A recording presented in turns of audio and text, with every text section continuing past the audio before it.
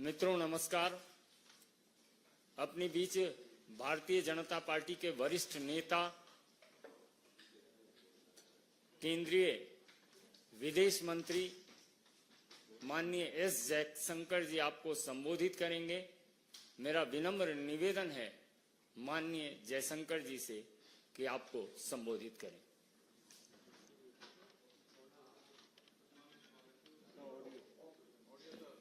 Good morning to all of you. I know it's a little bit early, so thank you for making the effort.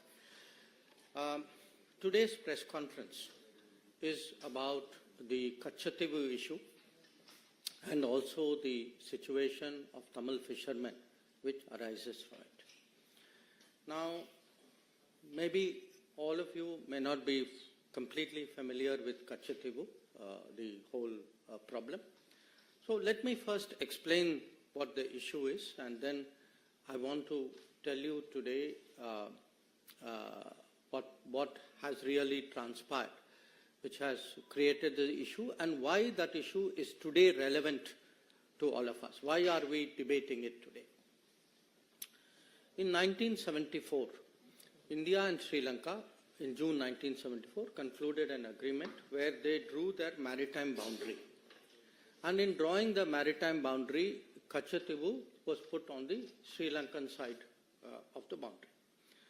This agreement of 1974 had three other clauses. One clause which said that each country shall have sovereignty and exclusive jurisdiction and control over the waters. The second clause, Article 5, it gave to Indian fishermen that they will continue to access Katchatheevu as hitherto and will not be required to obtain travel documents. And the third one, that the vessels of India and Sri Lanka will enjoy in each other's waters such rights that they have traditionally enjoyed. So this was the agreement which was reached in 1974 in June.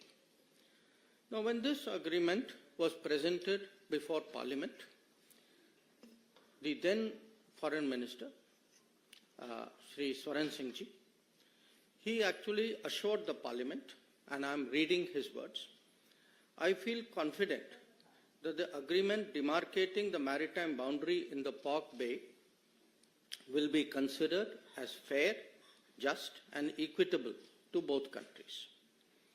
At the same time, I wish to remind the honourable members that in concluding this agreement, the rights of fishing, please note, the rights of fishing, pilgrimage and navigation, which both sides have enjoyed in the past, have been fully safeguarded for the future.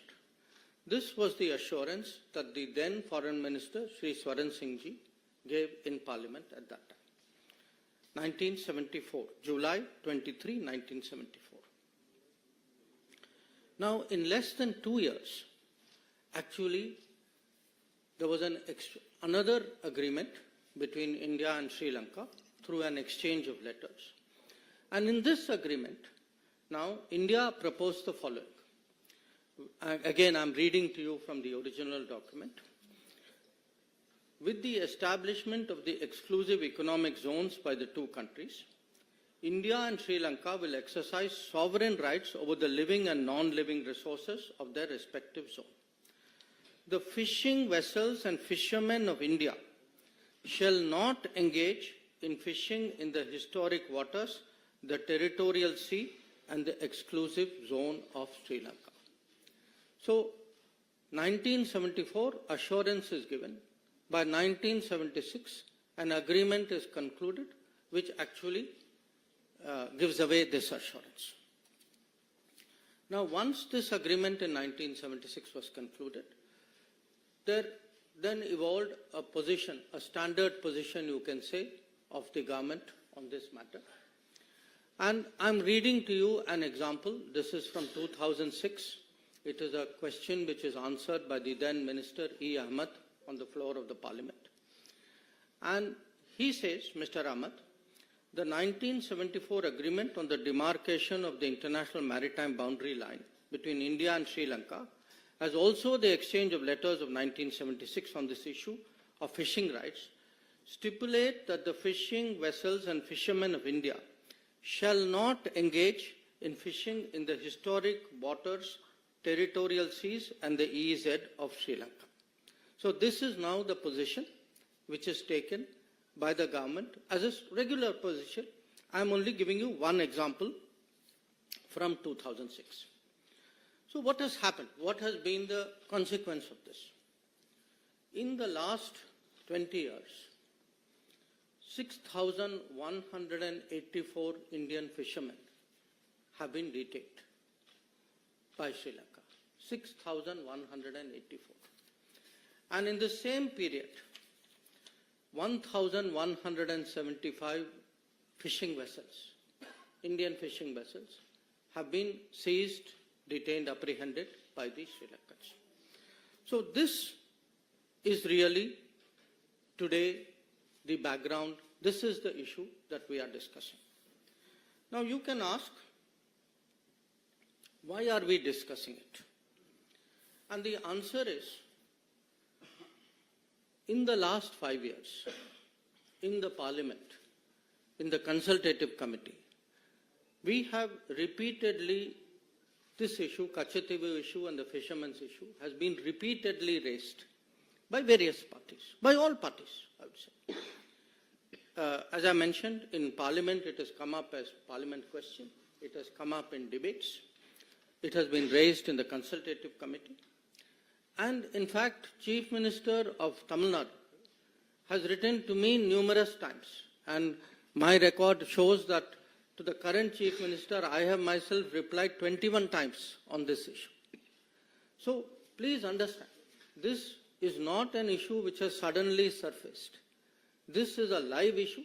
It is an issue which has been very much debated in Parliament, in Tamil Nadu circles as well. It has been the subject of correspondence between the Union government and the state government. And as I said, 21 times I have myself replied to letters. Now, every political party in Tamil Nadu has taken a position on this. And here, one of the reasons why we are debating it is, in looking at these two issues, the Katchatheevu issue and the fishermen issue, two parties, the Congress and the DMK, have approached this matter as though they have no responsibility for it, as though the situation is for central government, today's central government, for them to resolve. There is no history to this. This has just happened. They are the people who are taking up the cause. That is the way they would like to project it. So the purpose of the press conference today, why I am talking to all of you, is we believe that the public has a right to know. The public has a right to know how did this situation come about. How was Katchatheevu, how was the 1974 agreement reached? How was Katchatheevu given away? How was the fishing issue handled? Because please understand, the fishing issue actually emanated from a 1976 agreement. So there are two agreements we are talking about.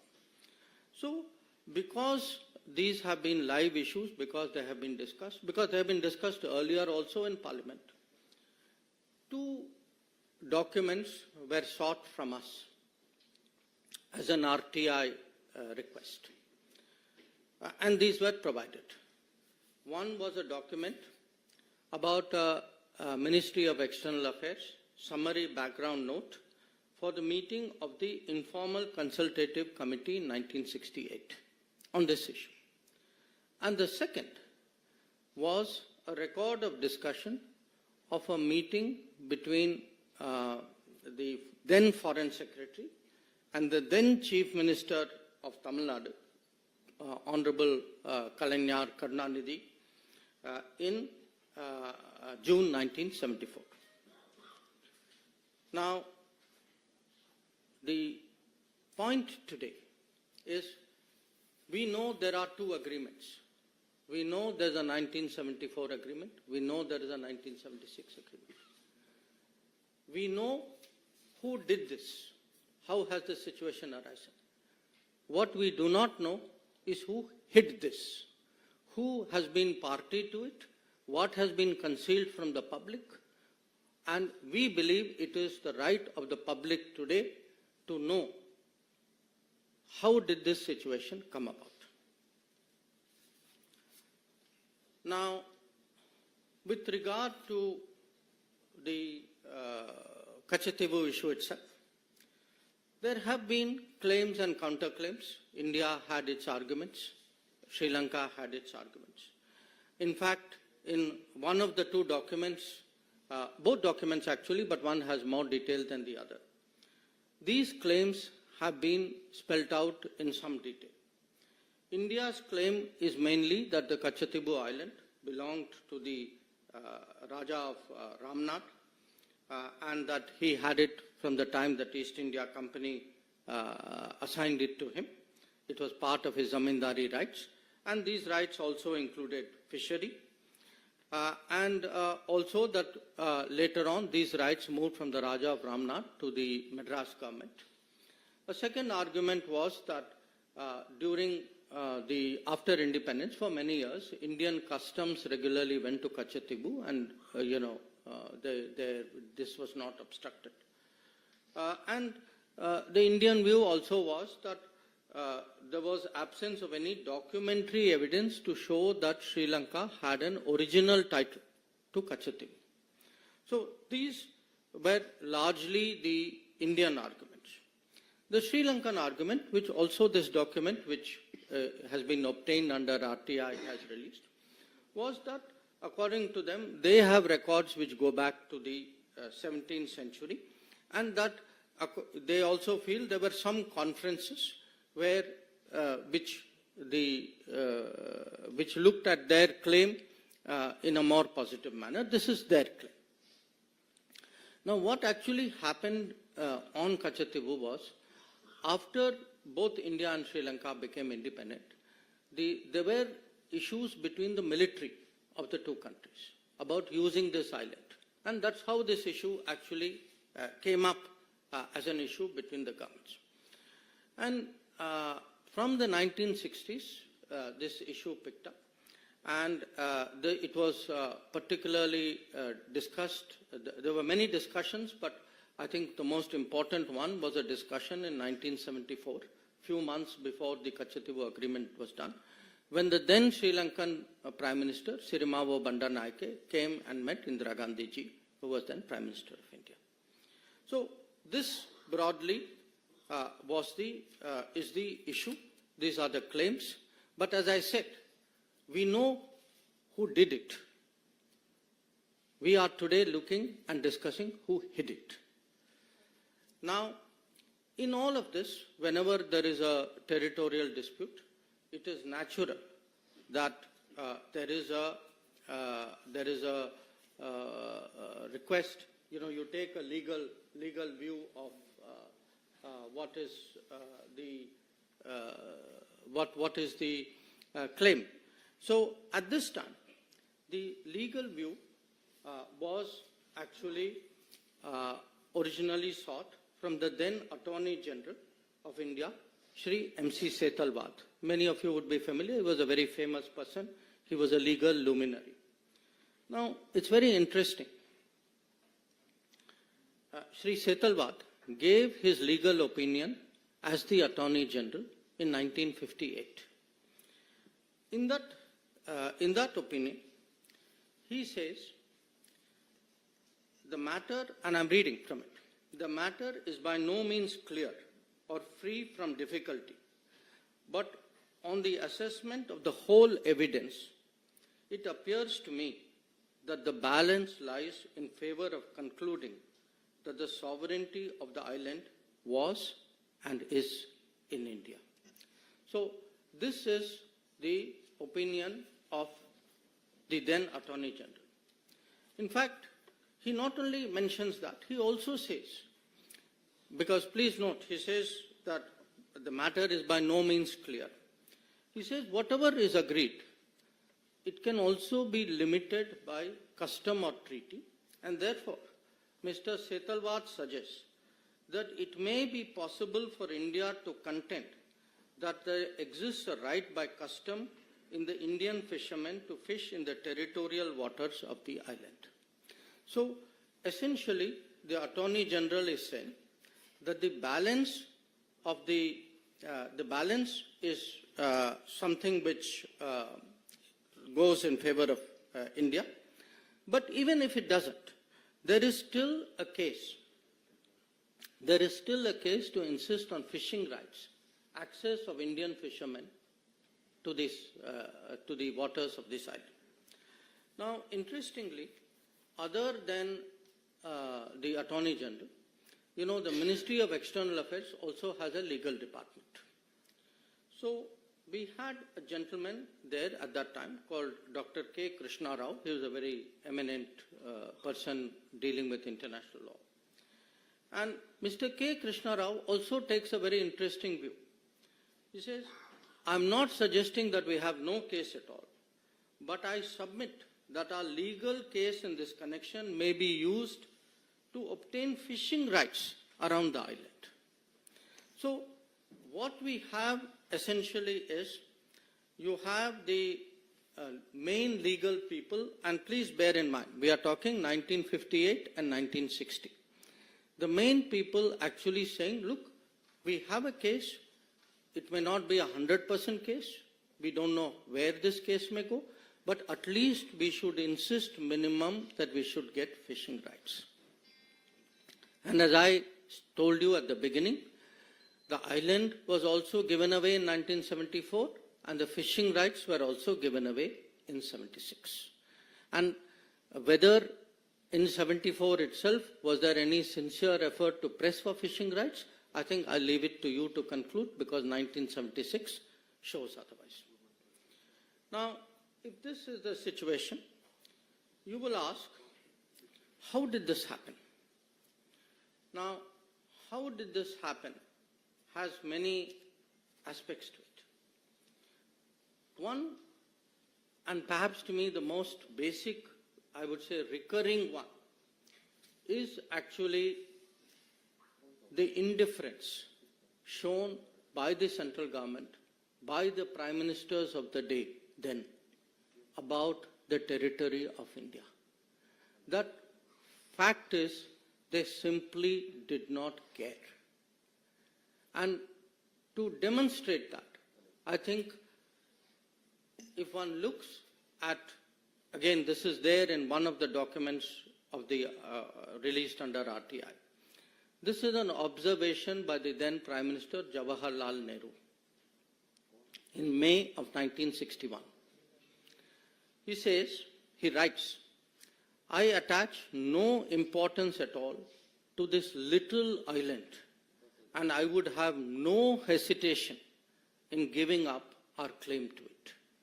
I do not like matters like this pending indefinitely and being raised again and again in Parliament. So, to Pandit Nehru, this was a little island. It had no importance. He saw it as a nuisance. Why are people bringing it up again and again in Parliament? So, for him, the sooner you give it away, the better. Now, you can say, okay, this was Pandit Nehru's view. Now, I want to read to you. Actually, this was not just Pandit Nehru's view. This view continued on to Indira Gandhi ji as well. So, it's very interesting if one goes through the records of Parliament. We are now looking, I'm fast forwarding it to the time when Katchatheevu agreement is done. There is a member of Parliament called G. Vishwanathan from Tamil Nadu. And he says, this is I'm quoting from Parliament records, we are worried about Diego Garcia, thousands of miles away from Indian territory, but we are not worried about this small island. When we speak of it, the Prime Minister, he's talking about Indira Gandhi ji, the Prime Minister is said to have remarked in the AICC meeting that this is a little rock. I am reminded of those days when Pandit Nehru called about our northern boundary as a place where not a blade of grass grew. I would like to remind the Prime Minister that after this historic statement by Prime Minister Nehru, Pandit Nehru never regained the confidence of the country. This is going to happen to the Prime Minister when she says this is only a little rock and that there is nothing to worry about the territories of our country. So, as you can see, this is not just one Prime Minister. Whether it was Pandit Nehru or whether it was Indira Gandhi, this very dismissive attitude, this little rock, this small island of no importance, this was the historic Congress attitude towards Katchatheevu. Now, again, please don't think it's an individual view. This was actually, in a way, had seeped into the party thinking. So, I will give you another example of it. Same time, there was a very well-known Congress leader, all of you are familiar with his name, he was from Delhi, called HKL Bhagat. Now, HKL Bhagat is reacting in the same Katchatheevu debate. So, he says, and I'm quoting from the parliamentary record, he says, my honorable friend from the DMK was just now talking about Katchatheevu, the island. It appears to me that the DMK thinks that probably they can desperately cling to this issue and survive in Tamil Nadu. The Jansangh at one time thought they could survive by clinging on to Kutch, but they failed. The DMK is also bound to fail because people of India and the people of Tamil Nadu are mature enough to see that it is in the interests of India, a big and great country, to keep her neighbors, particularly her small neighbors, satisfied. So please appreciate today how strong, how deep, how pervasive this thinking was. For them sitting in Delhi, this island, this small rock, this island of no importance, this did not matter. It was an inconvenience to be given away so that they, in their minds, could actually not just have good relations with a neighbor. They found it irritating, it was coming up in parliament. For them, it was a headache. So, they saw the territory of India. And when someone says Jansangh also had the same view, yes, there were parties for whom every millimeter of Indian territory mattered. Apparently, there were parties to whom even large tracts of Indian territory, as we saw in Aksai Chin, did not matter. Now, so far, I have spoken about what was the approach of the central government and of the Congress party. But you have to ask yourself, would it have been possible if there was no connivance at the state level?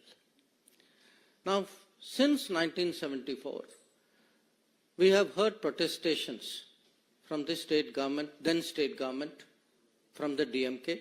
As I pointed out, I get so many letters even now from the Chief Minister of the DMK. So, I want to now turn the focus to the second document of the RTI. This is a document which is a record of a meeting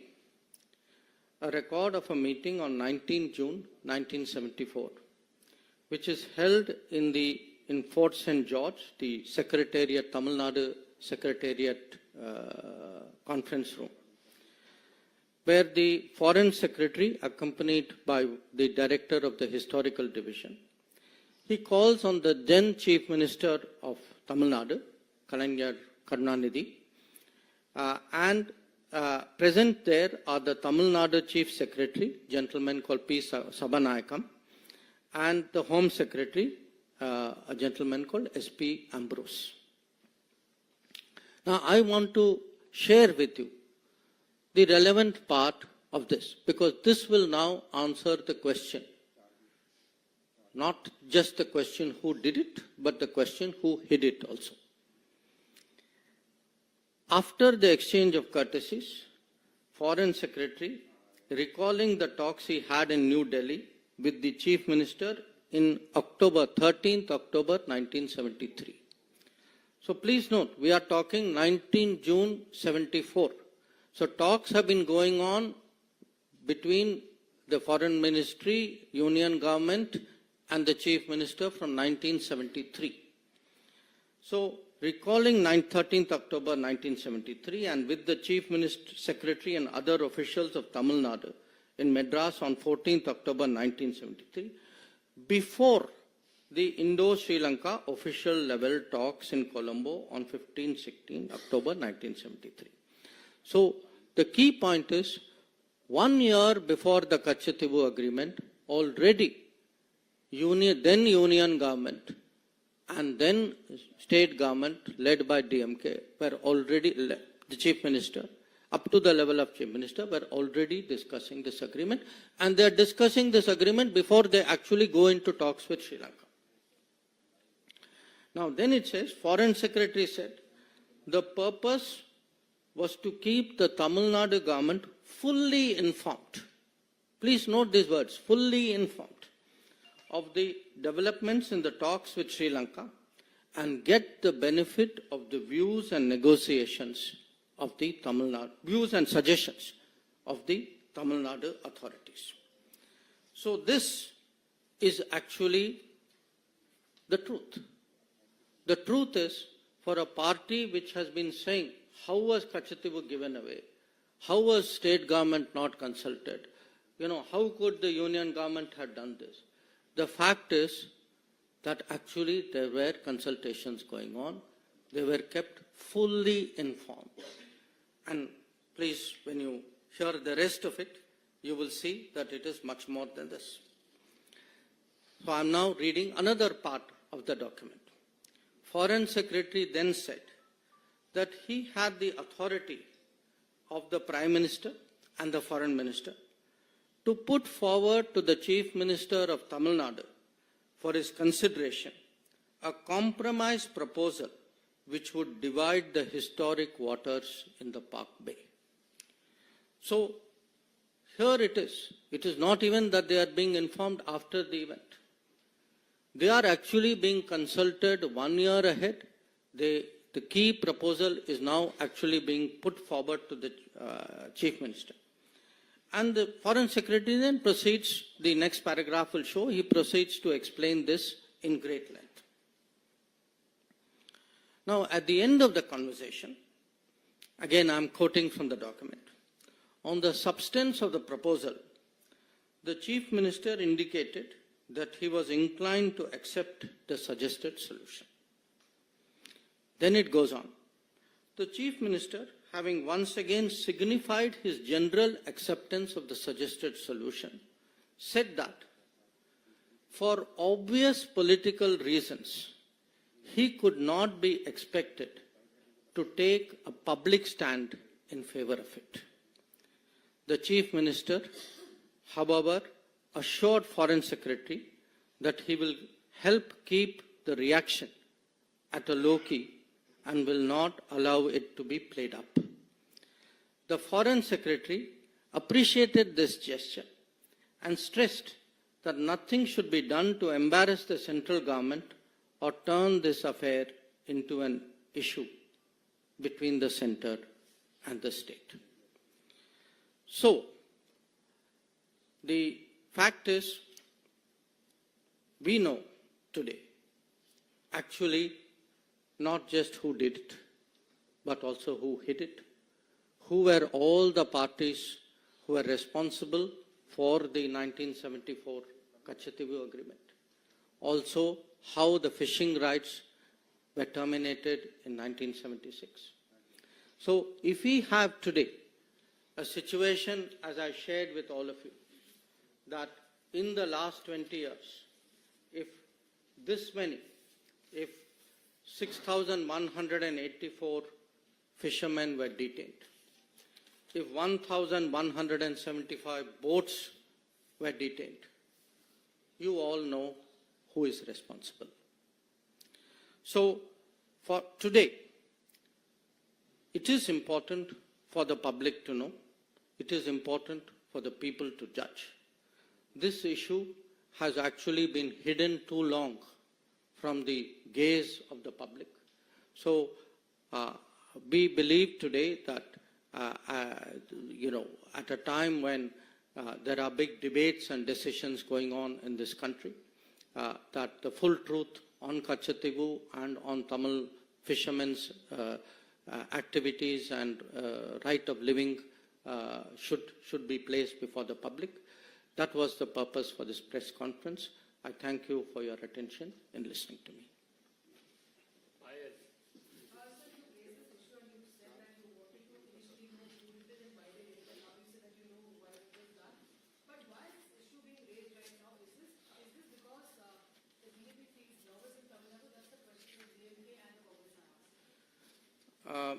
Payal, no, I don't think it is a question of feeling nervous. On the contrary, I think anybody who has seen the Prime Minister's road shows will see the upsurge and the enthusiasm in Tamil Nadu.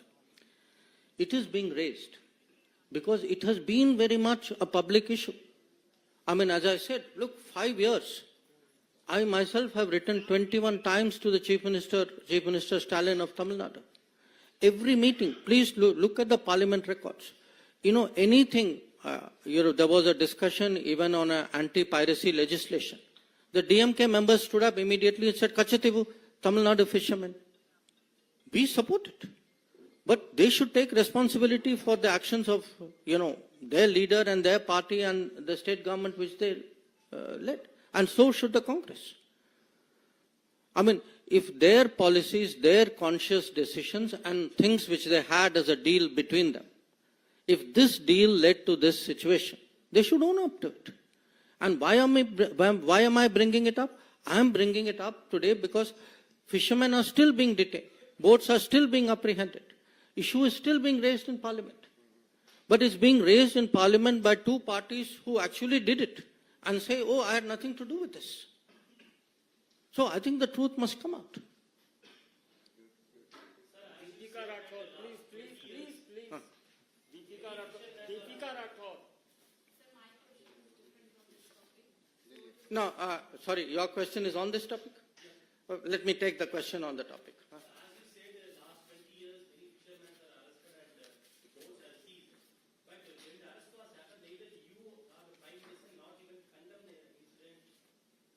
No. Excuse me. Whenever there was an arrest, how do you think the people got released? They got released due to our efforts. I have myself, Prime Minister has taken it up with the President of Sri Lanka, with the Prime Minister of Sri Lanka. I have taken it up with my counterparts. Our embassy is working on it. So, it's very good to give statements from Chennai. The people who do the work are us. And we are doing the work because of a situation which people in Chennai and then people in Delhi put us into. So this is not a question of condemning it. We are the people who get the fishermen released. We are the people who got the boats back. So let's get the record straight. So please.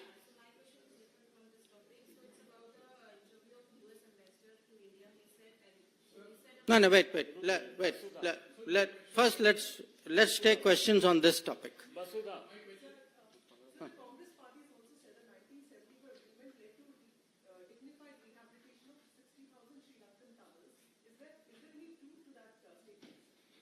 I think if you look at the 1974 agreement, that agreement there's nothing in that agreement which shows that there is any other benefit other than what is there in the agreement.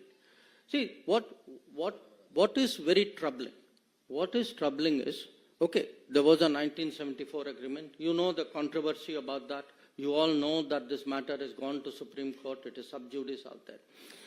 Then, after giving assurance in 1974 that nothing has actually changed, in less than 2 years, actually the fishing rights change. Okay. Then, now two things have happened.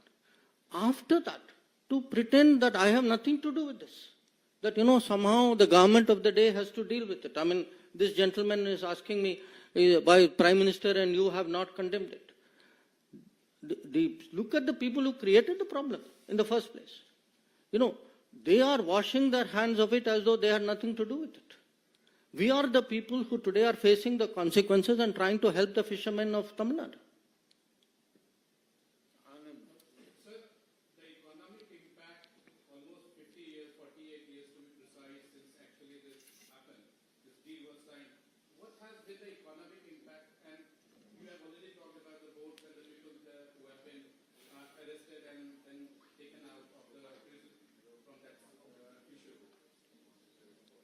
See, what has happened is these agreements have been done, okay? The result of these agreements today is a situation which is a source of great concern, okay? Now, what is important for people to know is how did this situation come about? Who is responsible for it?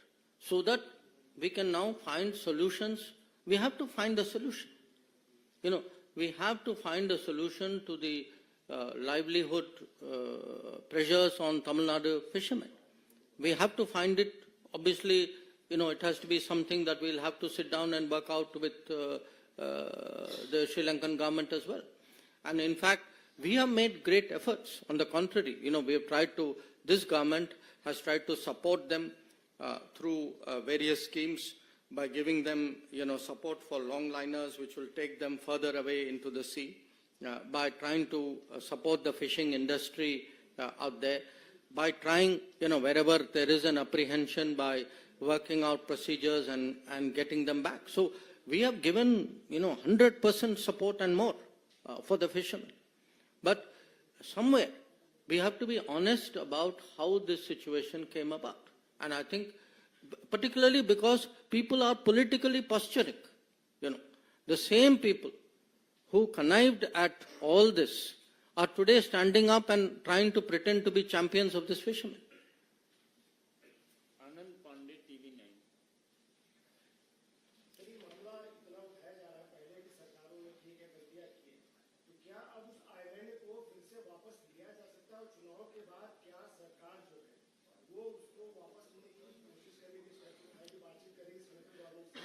See, the issue, you again know, there are two writ petitions pending before the Honorable Supreme Court.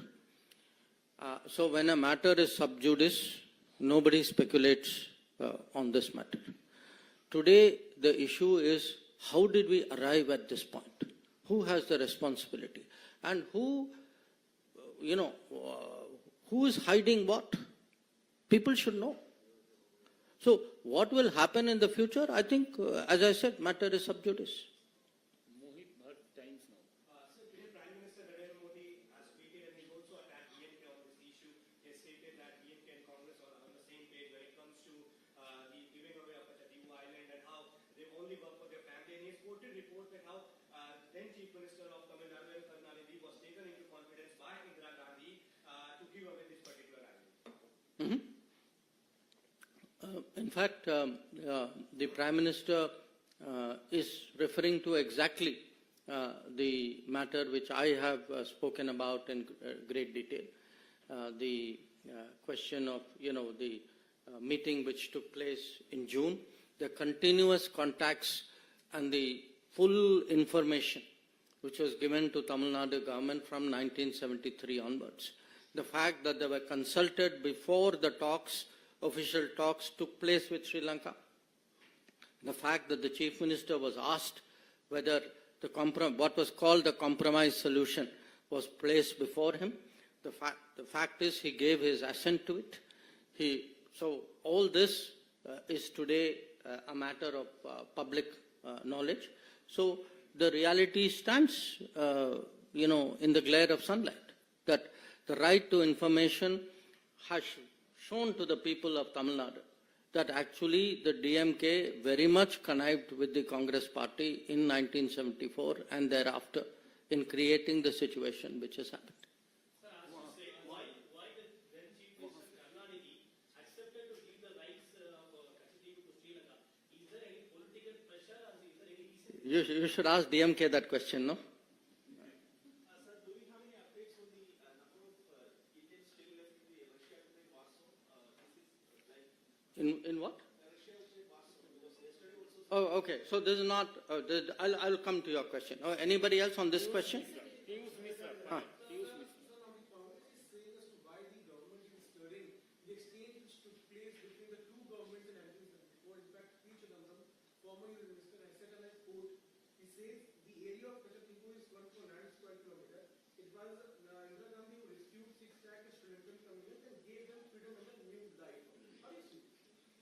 No, I think, frankly, this is a cover-up for something which was done. You know, if there was any such consideration, we would see it in the records. The record is very clear. What does the record say? The record says, Pandit Nehru said that this is a small island of no importance. The record says Indira Gandhi said this is a little rock which doesn't matter. First you say it doesn't matter. Now you claim that you actually got something for it. There's nothing to show that. So there's no doubt whatsoever that we are approaching the poll season. Through this press conference, through the documents that have been released, what is the message that the BJP is trying to give to the people of Tamil Nadu vis-a-vis political impact? No, look, I think it is important for the people of Tamil Nadu to know the truth about a very emotive issue on which the public has been misled for many, many years. The purpose, there is only one purpose for this press conference. That purpose is the public has the right to know. The public in Tamil Nadu particularly has a right to know about an issue on which there has been so much debate in the last 50 years. We need TV 18. Sir आपने बहुत अच्छे से इस मुद्दे को कच्छातीवु का जो मुद्दा था उसे समझाया, लेकिन अब बीजेपी क्या चाहती है? कच्छातीवु को वापस भारत में ले लेना चाहिए। बीजेपी का क्या विचार है? I have already answered that question. Huh? You already had two chances, please. Sorry? I think all of you are asking what I have already answered. The matter is sub judice before the Honorable Supreme Court. So let us do one thing. I think two of you had different questions. First she asked first. Please allow me.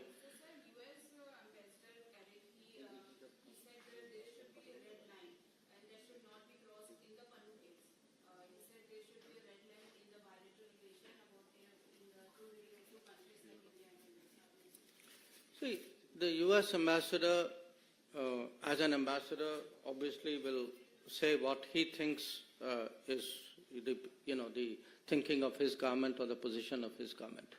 I will say what is the position of my government. And the position of my government is that in this particular case, there have been certain information which has been provided to us, which we are investigating. And it is something we are investigating because we believe our own national security interests are involved in that investigation. So as and when we have something to say on that investigation, we would be very glad to speak about it. At this point of time, beyond the fact that there is an investigation going on, we have nothing more to say. So I think that gentleman right at the end.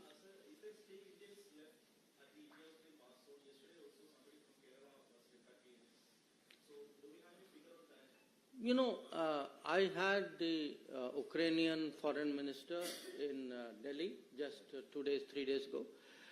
And my understanding is, yes, there are some Indians, there are some people who are working there, some people who are studying there. There are different people who are doing different things. So there are some people who have chosen to go back. Again, I want to say, you know, we had given advisories asking people not to put themselves at risk. I mean, that is our duty as a government. But there are people who have chosen to go back. But if there is any situation, see, the Modi Sarkar, through its entire record, wherever any Indian is under any trouble, we have always made it a point to ensure their security. So if there is somebody in a situation, my advice would be they should reach out to the embassy, and I'm sure the embassy would respond. Sorry? Yeah, I'll end with that. I think in that case, we have taken it up very, very strongly with the Russian government, and we are trying to get all these people back to India safely.